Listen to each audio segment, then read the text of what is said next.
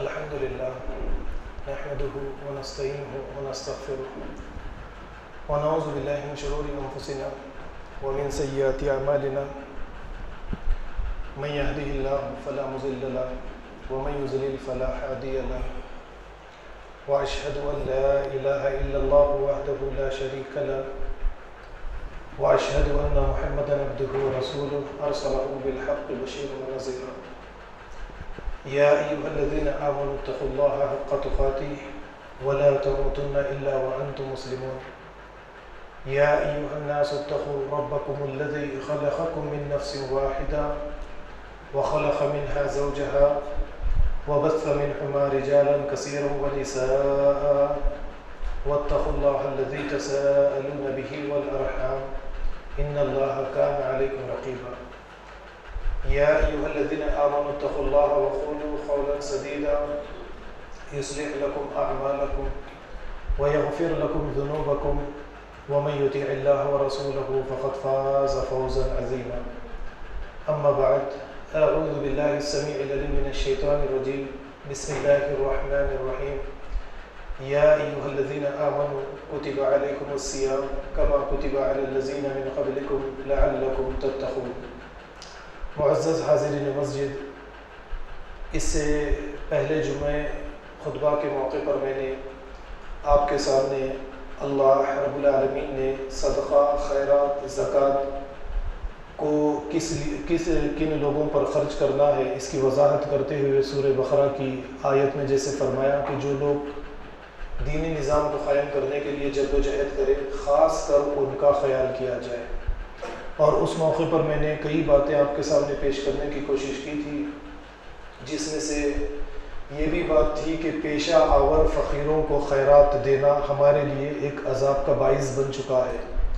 لہٰذا پیشہ آور فقیروں کو بھکاریوں کو خیرات دینے سے ہمیں رکنا چاہیے تاکہ ہمارا نام بھی خراب ہونے سے بچ جائے، جیسا کہ جو حالات ہے یہ تمام باتوں سے آپ اچھی طرح سے واقف ہے۔ یہ باتیں میں نے پچھلے خطبہ جمعہ کے موقع پر آپ کے سامنے پیش کرنے کی کوشش کی ہے، اور آج جیسا کہ آپ جانتے ہیں کہ آخری رمضان المبارک کا یہ آخری جمعہ ہے، اور اس موقع پر اللہ رب العالمین نے ہمیں حیات دی، زندگی دی، صحت دی۔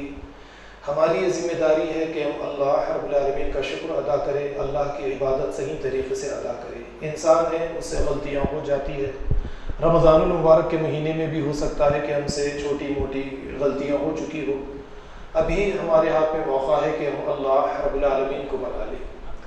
تو یہ آخری جمعہ ہے، ہو سکتا ہے کہ کل عید ہو جائے، لیکن عید کے بارے میں اور رمضان المبارک کے بارے میں چند اہم باتیں ہمیں اچھی طرح سے معلوم بھی ہونی چاہیے۔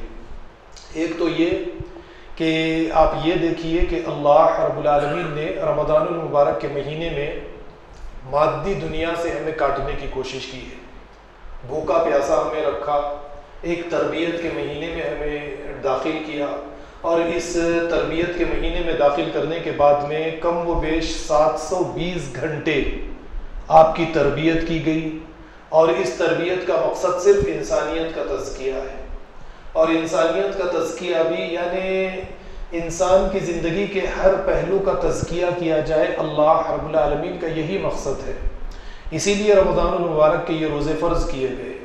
اب اس تربیت کے مہینے سے ہم باہر نکلیں گے، جیسے ایک بچہ یا بچی اسکول میں داخلہ، یونیورسٹی میں داخلہ، کالج میں داخلہ جس نیت جس مقصد کے ساتھ لیتا ہے، یہ مقصد اگر پورا نہ ہو تو آپ کیا کہیں گے؟ ضائع ہو جائے گا۔ تو ٹھیک اسی طریقے سے ایک تربیت گاہ کے اندر ہمیں داخل کیا گیا، ہمارا تزکیہ کیا گیا، اور یہ تربیت حاصل کرنے کے بعد میں اب ہماری یہ ذمہ داری ہے کہ ہم اپنے اخلاق کے ذریعے اس تربیت کا اظہار سوسائٹی کے اندر حقوق العباد کی شکل میں لوگوں کے بیچ میں ظاہر کرتے چلے جائیں کہ ہماری تربیت ہو چکی ہے، ہمارا تزکیہ ہو چکا ہے۔ اسی لیے رمضان المبارک کے جب روزے فرض کیے گئے تو اس کا مقصد آخر میں یہ بیان کیا گیا لعلکم تتقون، تاکہ تمہارے اندر پرہیزگاری آ جائے، تمہارے اندر تقوی آ جائے، تمہاری زندگیوں کے اندر تبدیلی آ جائے۔ میں نے شروع میں آپ کے سامنے بات رکھی کہ مادی دنیا سے آپ کو کاٹ دیا گیا، وہ صرف اللہ رب العالمین کا مقصد یہ نہیں کہ آپ کو مادی دنیا سے کاٹ کر آپ کو بھوکا پیاسا مشقت میں آپ کو ڈالا جائے، بلکہ اللہ رب العالمین کا مقصد یہ ہے کہ آپ یہ بھوک اور پیاس کو سمجھ سکے، اس کا احساس کر سکے، اور دوسرے آپ کی سوسائٹی میں یا اس ساری دنیا کے اندر جو دوسرے افراد بھوکے اور پیاسے ہیں ان کی بھوک اور پیاس کو محسوس کر سکے اور ان کے ساتھ جڑے اور اپنی خوشیوں میں ان کو بھی شریک کرنے کی کوشش کرے اور اپنے برابری میں لانے کے لیے ان کو جدوجہد کرے۔ تو آپ اس چیز کو اگر آپ غور کریں گے تو آپ کو یہ پتہ چلے گا، جیسے رمضان المبارک ہی کے بارے میں اللہ رب العالمین نے جیسے فرمایا وَلِتُكَبِّرُوا اللَّهَ عَلَى مَا هَدَاكُمْ، کہ اللہ کی تکبیر بیان کرو۔ اللہ رب العالمین نے رمضان المبارک کے مہینے میں قرآن کریم کے جیسی عظیم کتاب تمہیں عطا کی، اور اس کتاب کے ذریعے تمہیں اللہ رب العالمین نے ہدایت عطا کی ہے۔ تو جب اللہ رب العالمین نے تمہیں ہدایت دی تو اللہ کی تکبیر، اللہ کی بڑائی، اللہ کی حمد و ثنا تم بیان کرو۔ اب اللہ کی حمد و ثنا بیان کرنے کے لیے اللہ رب العالمین نے اس مہینے کے اختتام پر اور دوسرے مہینے کے آغاز پر ایک دن ہمارے لیے عید کا مقرر کیا ہے۔ ویسے آپ شاید جانتے ہوں گے کہ انسانی تہذیب جس طرح زبان، رہن سہن یا رسم و رواج یا دوسرے معاشرتی آداب کے ذریعے انسانی تہذیب کو ہم جس طرح سے ظاہر کرتے ہیں، ٹھیک اسی طریقے سے تہواروں میں بھی ہم اپنی تہذیب کو، اپنے رسم و رواج کو، اپنے عقیدے کو یا ہمارے اپنے مذہب کو ظاہر کرنے کی کوشش کرتے ہیں۔ نبی کریم صلی اللہ علیہ وسلم کی بعثت سے پہلے بھی آپ اگر دیکھیں گے تو یہ عید کے دن صرف مسلمانوں کے لیے مقرر نہیں ہے۔ یہ عید کے دن اس دنیا میں بسنے والی تمام کی تمام اقوام منایا کرتی ہے۔ کچھ دن ان کے یہاں پر تہوار کے آیا کرتے ہیں، لیکن ان کے یہاں پر اگر آپ دیکھیں گے تو کھیل کود، جشن، یہی چیزوں کے ساتھ اس کا اختتام کر دیا جاتا ہے۔ لیکن اسلام نے، دین اسلام نے جو مقصد ان چیزوں کے ساتھ جوڑ دیا ہے وہ ہے تزکیہ۔ تو آپ ذرا غور کیجئے کہ نبی کریم صلی اللہ علیہ وسلم مدینہ گئے، مدینہ جانے کے بعد میں یہودیوں سے آپ کی ملاقات ہوئی۔ یہودیوں نے بتایا کہ 2 دن ہم عید کے ہمارے یہاں پر مقرر ہے۔ پھر انصاریوں سے ملاقات ہوئی تو انصاریوں نے بھی یہ بتایا کہ 2 دن ہمارے یہاں پر بھی عید کے مقرر ہے۔ نبی کریم صلی اللہ علیہ وسلم نے فرمایا وَلِكُلِّ قَوْمٍ عِيدٌ وَلَنَا عِيدُنَا یا وَهَذَا عِيدُنَا، کہ ہر قوم کے لیے عید کے کچھ دن مقرر ہے، لہٰذا ہمارے لیے یہ 2 دن، ایک عید الفطر کا دن جس کو جوڑ دیا گیا ہے رمضان المبارک کے روزوں کے ساتھ، اسے جوڑ دیا گیا۔ اور دوسرا دن آپ جانتے ہیں کہ جسے ہم عید الاضحیٰ کے نام سے جانتے ہیں، اور یہ حضرت ابراہیم و اسماعیل علیہ السلام کی وہ عظیم قربانی کی یادگار ہے جسے اللہ رب العالمین نے عید کی شکل میں بطور تحفہ ہمیں عطا کیا ہے۔ تو یہ 2 دن ہمارے لیے مقرر کیے گئے ہیں، اور اس کا مقصد اللہ رب العالمین نے جو رکھا ہے، نبی کریم صلی اللہ علیہ وسلم نے جو ہمارے سامنے پیش کیا ہے کہ تزکیہ۔ جیسا کہ پہلے میں نے آپ کے سامنے بات بتائی کہ 1 مہینہ ہم نے تربیت حاصل کی ہے، 720 گھنٹے ہم نے تربیت حاصل کی ہے۔ اب اس تربیت کے بعد میں ایک زندگی کا ہمارا اختتام ہوا، ایک دوسری زندگی کا ہمارا آغاز ہوا۔ تو عید کا دن یہ سمجھیے کہ ہماری ایک دوسری زندگی کے آغاز کا دن ہے، جو تربیت ہم نے حاصل کی ہے۔ اب اس تربیت کے ذریعے ساری زندگی ہمیں گزارنی ہے، سوسائٹی کے اندر عمل کرنا ہے۔ جس طرح سے اللہ رب العالمین نے ہمیں تیار کیا ہے، اس تیاری کے ذریعے سوسائٹی پر اثر انداز ہونا ہے۔ اور جیسا کہ اللہ کے نبی صلی اللہ علیہ وسلم نے رمضان المبارک کے مہینے کے بارے میں فرمایا الشہر صبر، یہ مہینہ صبر کا مہینہ ہے۔ یہ صبر کوئی معمولی چیز نہیں ہے۔ سوسائٹی میں اشخاص کے اندر اگر یہ صبر داخل ہو جائے تو آپ غور کیجئے کہ وہ سوسائٹی امن و سلامتی والی سوسائٹی بن جاتی ہے۔ مسجد کی تعمیر سوسائٹی کے لیے امن و سلامتی کے لیے کی جاتی ہے. جیسے میں نے اس سے پہلے بھی آپ کے سامنے آیت رکھی کہ جو کوئی مسجد حرام میں داخل ہوا اسے امن مل جاتا ہے. تو جو کوئی اللہ کے گھر مسجد میں داخل ہوتا ہے اسے امن و سلامتی ملتی ہے. اسلام امن و سلامتی سے نکلا ہے. تو جو کوئی اسلام میں داخل ہوتا ہے وہ لوگوں کو امن اور سلامتی دیتا ہے.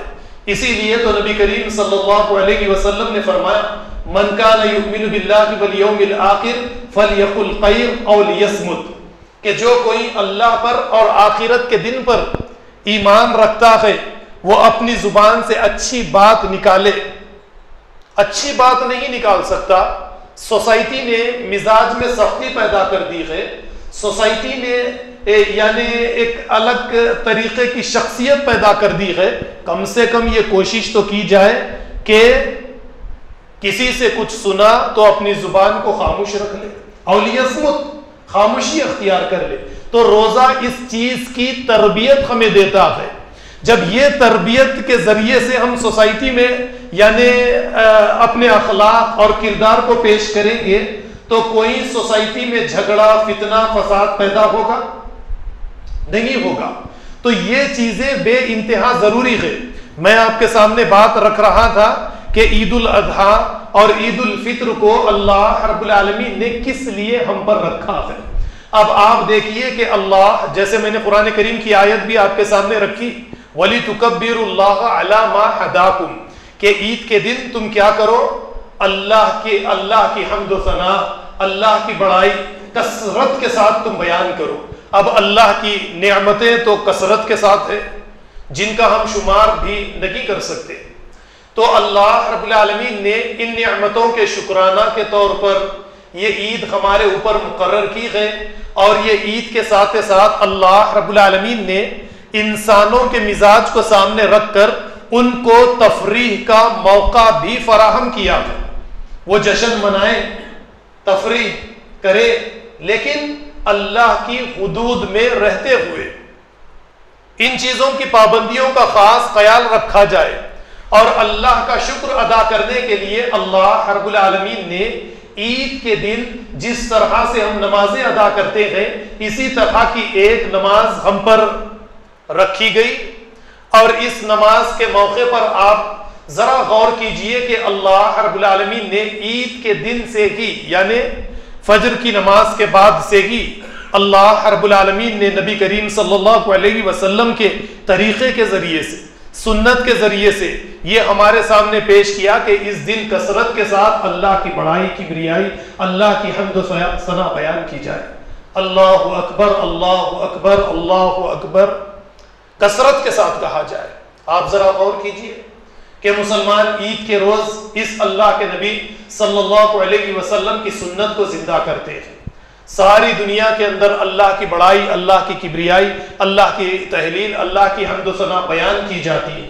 مسلمان نبی کریم صلی اللہ علیہ وسلم کی سنت کو زندہ کرتے ہوئے ایک عظیم اجتماع میں یا تو مسجدوں میں عید کی نماز ادا کرنے کے لیے یا عیدگاہ میں عید کی نماز ادا کرنے کے لیے جمع ہو جاتے ہیں. اور عیدگاہ کے اندر نبی کریم صلی اللہ علیہ وسلم کے دور میں یا خلفائے راشدین کے دور میں جو طریقہ تھا وہ ہمارے یعنی جو ہمارے یہ کیا کہیں گے ہمارے جو امیر ہوا کرتے تھے، یہی عیدگاہ کو یا مسجد کو عید کا خطبہ دینے کے لیے، وعظ و نصیحت کرنے کے لیے یا عید کا خطبہ دینے کے لیے ہمارے امیر تشریف لے کر آتے تھے. یہ طریقہ تو اب باقی نہیں رہا، اب طریقہ بدل چکا ہے. علماء ہمارے سامنے موجود ہے. یہ امیر آتے اور وعظ و نصیحت کرتے، ان کو موقع دیا جاتا اور عوام کے سامنے ان کو لانے کا مقصد بھی یہ تھا کہ عوام ان سے سوالات کرے. جیسا کہ حضرت عمر کے بارے میں آتا ہے، آپ عید کا خطبہ دے رکھے تھے، ایک آدمی کھڑا ہو کر سوال کرتا ہے کہ اے امیر المؤمنین، ساری رعایا کو آپ نے ایک ایک چادر دی اور آپ کے جسم پر آپ آج 2 چادریں موجود ہیں، اس کا حساب و کتاب دیجئے. امیر المؤمنین حضرت عمر بن خطاب نے اپنے بیٹے کی طرف اشارہ کیا. حضرت عبداللہ ابن عمر کھڑے ہوئے اور کہنے لگے کہ ایک چادر جو مجھے بیت المال سے ملی تھی میں نے اپنے والد کو تحفے میں دے دی، لہٰذا یہ وہی چادر ہے جو میرے والد پہن کر خطبہ دینے کے لیے آئے. تو اس طریقے سے یہ ایک بہترین طریقہ تھا کہ ہمارے امیر اپنے آپ کو جواب دہی کے لیے مسجد میں پیش کرتے جمعہ کے روز یا عید کی نماز کے موقع پر عیدگاہ میں یہ اپنے آپ کو پیش کرتے اور لوگ ان سے سوالات کرتے، یہ جواب دہی کے احساس سے ان کے سامنے آتے. یہ طریقہ تو بالکل ختم ہو چکا ہے، جس کی وجہ سے آج ہم ہمارے لیڈروں سے کسی قسم کا کوئی سوال نہیں کر سکتے. لیکن اگر یہ طریقہ جاری و ساری ہو جائے کہ یہ مسجدوں کو تشریف لے کر آئے، عیدگاہ کو تشریف لے کر آئے، وعظ و نصیحت یہ کریں، دینی اعتبار سے یہ وعظ و نصیحت ہمارے سامنے پیش کرے، تو ایک اچھی تبدیلی دوبارہ آ سکتی ہے. اب جو باتیں میں نے آپ کے سامنے پیش کی ہیں، ان باتوں کو سامنے رکھے کہ نبی کریم صلی اللہ علیہ وسلم عید کی نماز کو جانے سے پہلے اللہ کے نبی صلی اللہ علیہ وسلم کچھ کھجوریں کھا لیا کرتے. ان کی تعداد طاق میں ہوا کرتی، 1 3 5 7 9. یہ نبی کریم صلی اللہ علیہ وسلم کی سنت ہے. اور ایک راستے سے جاتے دوسرے راستے سے واپس آتے، یہ بھی اللہ کے نبی صلی اللہ علیہ وسلم کی سنت ہے. اور نبی کریم صلی اللہ علیہ وسلم عید کی نماز اشراق کی نماز کے ساتھ ساتھ ادا کرتے. جتنا جلد سے جلد ہو سکتا اللہ کے نبی صلی اللہ علیہ وسلم نے عید کی نماز ادا کی ہے. حتیٰ کہ بخاری اور مسلم کی صحیح حدیث ہے، ام عطیہ رضی اللہ عنہا اس حدیث کی راویہ ہے، وہ کہتی ہے کہ نبی کریم صلی اللہ علیہ وسلم نے امرنا، ہمیں اس بات کا حکم دیا ہے کہ اگر ہم حیض کی حالت میں بھی رہے تو عیدگاہ کو اپنی لڑکیوں کو اور عورتوں کو لے کر تشریف لائے، یہ نماز ادا نہ کرے لیکن مسلمین کی دعاؤں میں یہ شرکت کرے. تو عیدگاہ میں عورتوں کا آنا، لڑکیوں کا آنا، یہ نبی کریم صلی اللہ علیہ وسلم کی سنت سے ثابت ہے. لہٰذا عورتوں کو عیدگاہ لانا، عید کے خطبے کے اندر ان کو شریک رکھنا، عید کے خطبے کے ذریعے ان کی تربیت کرنا، یہ اللہ کے نبی صلی اللہ علیہ وسلم کی سنت سے ثابت ہے. ایک اور طریقہ اللہ کے نبی صلی اللہ علیہ وسلم نے جو جاری و ساری کیا ہے وہ فطرانہ کی شکل میں. اس پر بھی آپ ذرا غور کیجئے. فطرہ جو ہم رمضان المبارک کے اس آخری دن چاند دیکھنے کے بعد میں عید کی نماز سے پہلے نکالتے ہیں، اس کے ذریعے سے اللہ کے نبی صلی اللہ علیہ وسلم نے جو تعلیم و تربیت ہماری کی ہے وہ یہ کہ سوسائٹی میں اگر کوئی غریب اشخاص موجود ہو، ان کے یہاں پر کھانے اور پینے کی چیزیں موجود نہ ہو تو مسلمان حتیٰ کہ گھر میں جتنے افراد ہیں، حتیٰ کہ اگر کوئی نو مولود لڑکا یا لڑکی بھی ہو تو ان کی جانب سے بھی فطرہ نکالے. اور یہ فطرہ یعنی 2.5 کلو یا اس سے کچھ زیادہ یہ فطرہ نکالے اور غریبوں کا خاص کر خیال رکھے تاکہ کوئی عید کی خوشیوں سے محروم نہ ہو سکے. عید کی خوشیوں میں تم سب کو اپنے ساتھ شریک کرو، یہ بھی تمہاری خوشیوں کے اندر شریک ہو، ان کے یہاں پر بھی کھانے پینے کی چیزیں موجود رہے. تو اس طریقے سے نبی کریم صلی اللہ علیہ وسلم نے ان عید کے 2 دنوں کو غیر مسلمین سے ممتاز کر دیا ہے. یہ ساری چیزیں آپ کو غیر مسلمین کے تہواروں میں نہیں ملے گی جو چیزیں ہماری ان عیدوں کے اندر ہمیں ملتی ہے. کل یا پرسوں ہم عید کا دن منائیں گے، تو ان عید کی خوشیوں میں ہمارے لیے یہ ضروری ہے کہ ہم خاص کر غریبوں کا خیال رکھیں. نبی کریم صلی اللہ علیہ وسلم کی زندگی پر نظر ڈالیے یا اسی طریقے سے صحابہ کرام کی زندگیوں پر نظر ڈالیں. پچھلے خطبہ جمعہ کے موقع پر میں نے چند باتیں آپ کے سامنے پیش کی تھی اور آج ان باتوں میں سے کچھ باتوں کو آپ کے سامنے رکھوں. وہ یہ کہ دیکھیے، آپ عید کی نماز ادا کرنے کے لیے آئیں گے اور عید کی نماز ادا کرنے کے لیے عیدگاہ یا تشریف آپ آئیں گے مسجد میں تشریف لے کر آئیں گے اور مسجد کے باہر کچھ مسلمان عورتیں یا مرد بھیک خیرات لینے کے لیے آپ سے مسجد کے باہر اگر موجود رہے تو یقین مانیے یہ دن آپ کے اور میرے لیے عید کا دن نہیں ہے، یہ ہمارے لیے کوئی خوشیوں کا دن نہیں ہے، یہ دن ہمارے لیے غم کا دن ہے۔ یا اسی طریقے سے ہماری سوسائٹی میں کوئی بیوہ، کوئی یتیم، کوئی بیمار، کوئی مقروض پریشان حال رکھے اور اس کی پریشانی کو دور کر کے ہم عید کی نماز ادا کریں، نئے کپڑے پہنے اور اپنی فیملی کے ساتھ، اپنے خاندان اعزاء و اقربا کے ساتھ عید کی خوشیاں منائیں، تو یہ عید کی خوشیاں ہمارے لیے عید کی خوشی نہیں بلکہ یہ ہمارے لیے غم کا دن ہے، عید کا دن نہیں ہے۔ تو ایسے موقع پر اس عید کے دن کو ہم عہد کے دن کے اندر تبدیل کرنے کی کوشش کریں۔ جیسا کہ میں نے پہلے آپ کے سامنے بات رکھی کہ عید کا دن ہمارے لیے ایک نئی زندگی کے آغاز کا دن ہوتا ہے، نئے حوصلوں کے ساتھ ہم زندگی گزارے، نئے طریقے سے ہم زندگی گزارے، پچھلی زندگی سے توبہ کرے، نئی زندگی اللہ کے احکامات کے ساتھ اللہ نے جس طرح کی زندگی گزارنے کی ہمیں تعلیم دی ہے اس طریقے سے زندگی گزارے۔ لیکن کیا یہ عید ہمارے لیے خوشیوں کا دن ہے؟ ساری دنیا میں مسلمانوں کے حالات پر نظر ڈالے، ہندوستان میں مسلمانوں کی زندگیوں پر نظر ڈالے، غربت پر نظر ڈالے، فقیروں پر نظر ڈالے، بھکاریوں پر نظر ڈالے، مساکین پر، فقراء پر نظر ڈالے۔ اسی طریقے سے مساکین بڑھتے رہیں گے، فقیر بڑھتے رہیں گے، اور ہم صدقہ و خیرات دے کر یہ تصور کریں گے، یہ سمجھیں گے کہ اللہ رب العالمین ہمارے یہ صدقہ و خیرات کو قبول کریں گے۔ یہ ہمارے لیے اچھی بات نہیں ہے۔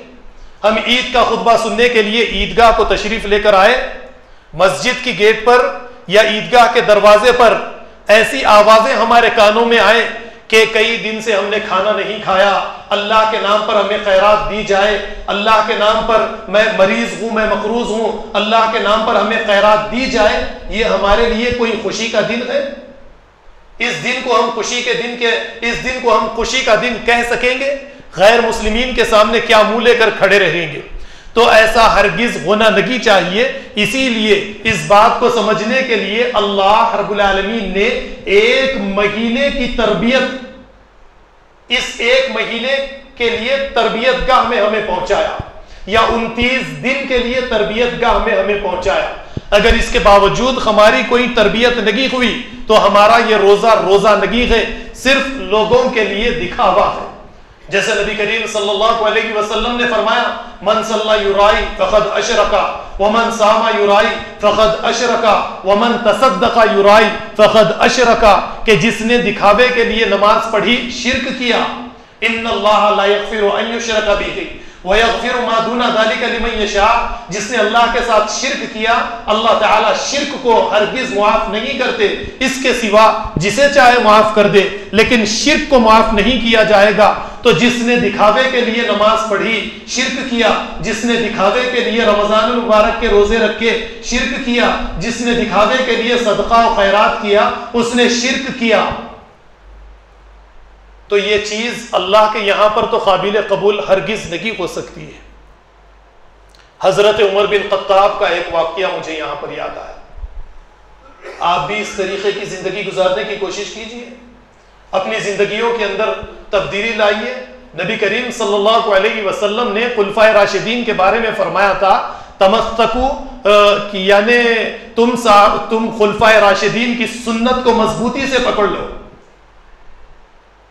حضرت عمر بن خطاب کے بارے میں آپ جانتے ہوں گے کہ آپ روزانہ رات کے وقت میں گشت کیا کرتے تھے۔ ایک جھوپڑی سے آواز آئی کہ امیر المؤمنین کو ہماری کوئی پرواہ نہیں، کئی دنوں سے ہمارے گھر میں فاقے ہے۔ حضرت عمر بن خطاب بیت المال آئے، اپنے پیٹھ پر آپ نے اناج کا تھیلا لادا اور لے جا کر اس جھوپڑی کے اندر دے کر، اس بڑھیا کو دے کر واپس آئے۔ یہ سنت کو ہم کبھی زندہ کرنا نہیں چاہتے۔ ہم اپنی زندگیوں کے اندر مگن ہے، خوش ہے، اور یہ سمجھتے ہیں کہ عید کا دن ہمارے لیے خوشیوں کا دن ہے۔ یقین مانیے کہ اس طرح کی اگر عید بنائیں گے تو یہ عید کا دن ہمارے لیے خوشیوں کا دن نہیں ہے۔ عید کے دن یا اسی طریقے سے یا چاند دیکھنے کے بعد میں چاند رات کے روز آپ نے محسوس کیا ہوگا کہ مسلم محلوں میں فطرہ لینے کے لیے کتنے مسلمان اڑی پڑتے ہیں. کیا یہ اچھی بات ہے؟ ایک نظام ہوتا ہے، اس نظام کے ذریعے سے فطرے کا ہم فطرہ غریبوں کو تلاش کر کے ان کے مکانات تک پہنچا دیا کرتے، جس طریقے سے یہ حضرت عمر بن خطاب کی سنت ہمارے سامنے آتی ہے. یا رمضان المبارک کے مہینے میں لوگوں کو دکھاتے ہوئے فطرے کے کٹ، اناج کے کٹ تقسیم کرنا، کیا یہ صحابہ کرام کی سنت ہے؟ ان تمام کی تمام چیزوں کو چھپا کر دینا چاہیے، اور یہ بیچ سے انسان کا کنیکشن، یہ واسطہ انسان کا بیچ سے ختم ہونا چاہیے. دیکھیے ایک آیت مجھے یہاں پر یاد آئی جو سورہ مائدہ کی آیت نمبر 114 ہوگی، جہاں پر حضرت عیسیٰ علیہ السلام سے آپ کے حواریوں نے سوال کیا تھا کہ اے عیسیٰ، ہمارے لیے ایک دسترخوان اللہ کی جانب سے آنا چاہیے. حضرت عیسیٰ علیہ السلام نے اللہ رب العالمین سے دعا کی، ربنا انزل علینا مائدۃ من السماء، کہ اے اللہ آسمان سے ہمارے لیے ایک دسترخوان نازل فرما، تکون لنا عیدا ولاولنا وآخرنا، یہ دسترخوان ہمارے لیے، ہمارے پہلوں اگلوں کے لیے، پچھلوں کے لیے عید کا دن بن جائے. یہاں پر عید کا لفظ آیا ہے، یعنی یہ ہمارے لیے خوشی کا دن بن جائے. اب آپ ذرا انسانی مزاج پر ذرا غور کیجئے کہ جس طریقے سے آج ہم نے صدقہ، خیرات، فطرانے کا ایک نظام ہم نے بنایا ہے، اس نظام کے ذریعے ایک تو انسانوں کو جس طریقے سے ہم صدقہ و خیرات دیتے ہیں، اس کے ذریعے سے انسانوں کی نفسیات پر کیا اثر ہو رہا ہے، ان کے مزاج کی تعمیر ہو رہی ہے یا تخریب ہو رہی ہے، اس پر ہم کبھی غور نہیں کرتے. علامہ اقبال نے کیا کہا تھا اس پرندے سے، اے طائر لا ہوتی ہے اس رغز سے موت اچھی، جس رغز سے آتی ہے پرواز میں کوتاہی. آپ اگر اس طریقے سے لوگوں کو بٹھا کر اناج بڑی آسانی کے ساتھ، امیر ہو، غریب ہو، میڈیم کلاس کا ہو، اپر کلاس کا ہو، یہ دیکھیں گے لیکن آپ ان کو اناج دیتے چلے جائیں گے، خوددار، غیرت، یہ ساری چیزیں باقی رہیں گی. آپ نے تو ایک فقیروں کا، غریبوں کا ایک آپ نے ہزاروں کی تعداد میں، لاکھوں کی تعداد میں آپ نے فقیروں اور غریبوں کو تو آپ نے پیدا کیا. ایک سسٹم بنائیے، سسٹم کے ذریعے اس کو ختم کرنے کی کوشش کیجئے، اور جب غریب ختم ہو جائے تو پچھلے خطبہ جمعہ کے موقع پر میں نے کچھ باتیں آپ کے سامنے رکھی ہے.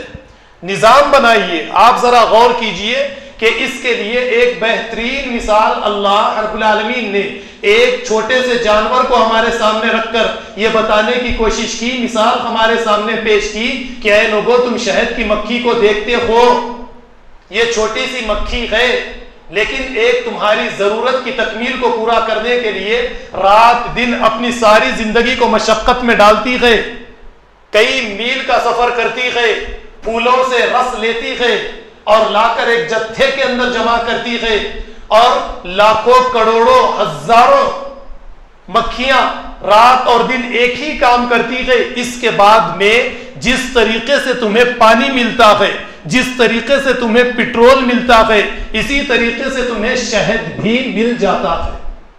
یہ تو ایک معمولی سی چھوٹی سی مکھی ہے جو تمہاری ضرورت کی تکمیل کو پورا کرتی ہے. تم کروڑوں بلینوں کی تعداد میں دنیا میں بسنے کے باوجود غربت کا خاتمہ نہیں کر سکتے. تم مسلمانوں سے غریبوں کو ختم نہیں کر سکتے. ایک نظام بنا کر رات اور دن اپنی جد و جہد کا محور ایک بنا کر، ایک ٹارگٹ، ایک نصب العین رکھ کے نہیں کر سکتے. تو پھر عید کا دن ہمارے لیے رونے کا دن، عید کا دن ہمارے لیے ماتم کا دن، عید کا دن ہمارے لیے غم کا دن، عید کا دن ہمارے لیے خوشیوں کا دن نہیں. ہماری سوسائٹی میں کوئی بیوہ، ہماری سوسائٹی میں کوئی یتیم، ہماری سوسائٹی میں کوئی مقروض، ہماری سوسائٹی میں کوئی بیماری کے لیے اس کے یہاں پر کوئی پیسے نہیں، اور اسی سوسائٹی کے اندر مسجد میں قیمتی سے قیمتی غالین ڈالی جائے، اسی سوسائٹی میں کسی کا لڑکا اگر روزہ رکھتا ہے تو روزہ رکھائی میں لاکھوں روپے کی دعوت دی جائے، کسی مقروض کا قرضہ ادا نہ کیا جائے، کسی یتیم کی دیکھ بھال نہ کی جائے، اس کی کفالت نہ کی جائے، کسی غریب کے لڑکے پڑھنے کے قابل نہ رکھے تو ان کی فیس ادا نہ کی جائے، اور اسی سوسائٹی میں مسجد کا ممبر و محراب اور اسی طرح سے اس کا مینار بنانے کی کوشش کی جائے، اس کے اندر ساؤنڈ باکس لگانے پر پیسے لگائے جائے، اور اسی طرح سے دوسری چیزوں کے انتظامات کیے جائے، لیکن انسان کا کوئی خیال نہ کیا جائے، تو یقین مانیے کہ عید کا دن نہیں، غم کا دن، ماتم کا دن ہے ہمارے لیے۔ یہی حال مسلمانوں نے آج بنا دیا ہے۔ قرآن تو صاف الفاظ میں یہ کہتا ہے لیس البر ان تولوا وجوہکم قبل المشرق والمغرب ولكن البر من آمن باللہ والیوم الآخر والملائکۃ والکتاب والنبیین وآتى المال على حبہ ذوی القربى والیتامى والمساکین وابن السبیل۔ کہاں پر چلا گیا یہ عید کے دن ہے ہمارے، اتنی غربت، اتنی مفلسی، اتنے فقیر، اتنے مساکین، مسلم قوم اتنی پریشانیوں میں مبتلا، جیلوں کے اندر کئی مسلمان 5,000 10,000 ضمانت کے لیے سالوں سے جیل کاٹے، سزا کاٹے، جبکہ قرآن فک رقبہ جس طرح نماز کی فرضیت ہمارے اوپر رکھتا ہے، اسی طریقے سے کہتا ہے فک رقبہ، غلاموں کو آزاد کرو۔ کبھی ہمارا خیال نہیں جاتا۔ اللہ تعالیٰ نے کہا نیکی یہ نہیں ہے نماز کا وقت آئے تو مشرق کی طرف مغرب کی طرف اپنے چہروں کو کر لو، نیکی یہ ہے کہ پہلے اللہ پر ایمان لاؤ، اللہ پر ایمان لائے، اور یہ ایمان صرف حلق تک نہیں بلکہ دل میں اتر گیا تو اب تمہاری کیفیت، تمہارا رب دینار اور درہم نہیں رکھے، دینار اور درہم اور اپنی جانوں اور اپنے مالوں اور اپنی اولاد کو تم نے بیچ دیا اللہ سے، لا الہ الا اللہ پڑھنے کے ساتھ، ان اللہ اشترى من المؤمنین انفسهم واموالهم بان لهم الجنہ، سودا ہو گیا ہے جنت کے بدلے میں جانوں کا اور مالوں کا۔ اب تم دینار درہم کے، روپیے پیسے کے، سونے چاندی کے بندے نہیں رہے، تم اللہ کے بندے رہے۔ جس طریقے سے صحابہ کرام اپنی پراپرٹیز بیچ کر، اپنے مکانات بیچ کر، اپنے باغات بیچ کر لا کر اللہ کے نبی صلی اللہ علیہ وسلم کے قدموں میں ڈال دیتے تھے کہ اللہ کے نبی صلی اللہ علیہ وسلم میں نے اپنی جائیداد ساری آپ کے قدموں میں رکھ دی ہے، آپ خرچ کیجئے کسی غریب پر، کسی کی غربت کو ختم کیجئے، کسی مقروض کا قرض ادا کیجئے، کسی کی گردن آزاد کیجئے، کسی یتیم کی کفالت کیجئے، کسی بیوہ کا خیال کیجئے، یہ بیت المال کے لیے، بیت مال المسلمین کے لیے، یہ میرا مال مسلمانوں کے لیے ہے کوئی اس طرح کی قربانی دینے والا؟ لیس البر، نیکی ہے کہ نہیں؟ مسجد کی تعمیر کرنا، مسجد کا مینار بنانا، مساجد پر پیسے لگانا، نیکی یہ ہے کہ مال سے بے انتہا محبت کرنے کے بعد ذوی القربہ پہلے اپنے قریبی رشتہ داروں پر خرچ کرو، کریے، دیکھیے مسائل حل ہو جائیں گے۔ غم کا دن سارے دن عید کے دن کے اندر تبدیل ہو جائیں گے، سوسائٹی کا ہر فرد آپ سے محبت کرے گا، ہر شخص آپ کے قریب ہوگا، خاندان میں کوئی قریب نہیں، بیوی بچے آپ سے قریب نہیں۔ ہم نے دور کیا ہے۔ ابھی اس بات کو سمجھانے کے لیے سورہ توبہ کی طرف لیے چلوں آپ کو، اجعلتم سقایۃ الحاج و عمارۃ المسجد الحرام کمن آمن باللہ والیوم الآخر وجاہد فی سبیل اللہ، بھی ہے فی سبیل اللہ، فی سبیل اللہ، وجاہد فی سبیل اللہ۔ دیکھیے یہاں پر کیا فرمایا، اجعلتم سقایۃ الحاج، کیا تم نے یہ خیال کیا، یہ سمجھ لیا کہ مسجد حرام کی تزئین کرنا، اسے صاف ستھرا کرنا، اس پر پیسے لگانا، حج کرنے کے لیے جو حاجی آئے ان کے لیے سبیلیں لگانا، کھانے پینے کا انتظام کرنا، یہ اور وہ جو اسلام کے نظام کو قائم کرنے کے لیے جد و جہد کرتا ہے، یہ دونوں برابر ہو جائیں گے؟ ہرگز نہیں ہو سکتے۔ کمن آمن باللہ والیوم الآخر، یہ دونوں برابر ہرگز نہیں ہو سکتے۔ ذرا غور کیجئے کہ قرآن آپ کو کہاں پر لے جانا چاہتا ہے. تو کوشش کیجئے کہ عید کا دن ہمارے لیے ایک نئی زندگی کے آغاز کا دن بنے. پرانی زندگی جس طریقے سے ہم نے گزار لی، اس زندگی سے توبہ کرے اور عید کے دن ہم اللہ کی حدود میں رہتے ہوئے زندگی گزارے. اللہ نے، اللہ کے رسول صلی اللہ علیہ وسلم نے جس طرح سے ہم کو بنانے کی کوشش کی ہے اس طریقے سے ہم بن جائیں. دنیا رخی زندگی کو ترک کیجئے، آخرت رخی زندگی کو اختیار کیجئے. دنیا میں رہتے ہوئے جنت میں رہنے والے انسان بننے کی کوشش کرے.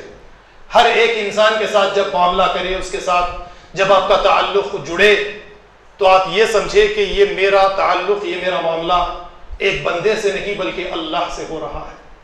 جب یہ چیزیں آپ کے اندر پیدا ہوں گی تو آپ کی زندگی کے اندر تبدیلی آئے گی، آپ کے کردار میں تبدیلی آئے گی، اور آپ کے کردار کی تبدیلی ہی مسلمانوں کی زندگیوں کی تبدیلی ہوگی. وہی دن ہمارے لیے عید کا دن ہوگا، اور وہی دن ہمارے لیے یعنی اسلام کو غالب کرنے کے دن کے شروعات کے یعنی آغاز کا دن ہوگا. جس طرح اللہ کے نبی نے پہلی آواز مکہ کی سرزمین پر پہاڑ کی چوٹی پر کھڑے ہو کر لگائی تھی، یا قوم قولوا لا الہ الا اللہ، تو یہ پہلی یہی آواز دین کو غالب کرنے کی پہلی آواز تھی. تو جب تک ہم اپنے اندر تبدیلی لے کر نہیں آئیں گے، اللہ رب العالمین ہماری کوئی مدد نہیں کریں گے. رمضان المبارک کا مہینہ ختم ہونے والا ہے. جو تربیت آپ نے 720 گھنٹوں میں حاصل کی ہے، اس کو ضائع مت کیجیے. جس طرح سے آپ نے اس مہینے میں کھانے پینے یا پھر دوسری چیزوں پر جو پابندی اللہ رب العالمین نے آپ پر لگائی تھی، اسی طریقے سے اب آپ کو اپنی طرف سے کل سے یا پرسوں سے آپ کو اپنی طرف سے ان پابندیوں کے ذریعے اپنی زندگی گزارنا ہے. کھانا پینا تو آپ کا جاری و ساری ہو جائے گا، لیکن کھانے پینے کے علاوہ روحانی زندگی کے لیے اخلاق، کردار بے انتہا ضروری ہے. تو آپ کو، مجھ کو با اخلاق، با کردار بننا پڑے گا. جو تعلیمات، ایک حدیث رکھ کر بات کو ختم کروں کہ اللہ کے نبی صلی اللہ علیہ وسلم نے جیسے فرمایا، من لم یدع قول الزور والعمل به فلیس للہ حاجۃ فی ان یدع طعامہ وشرابہ.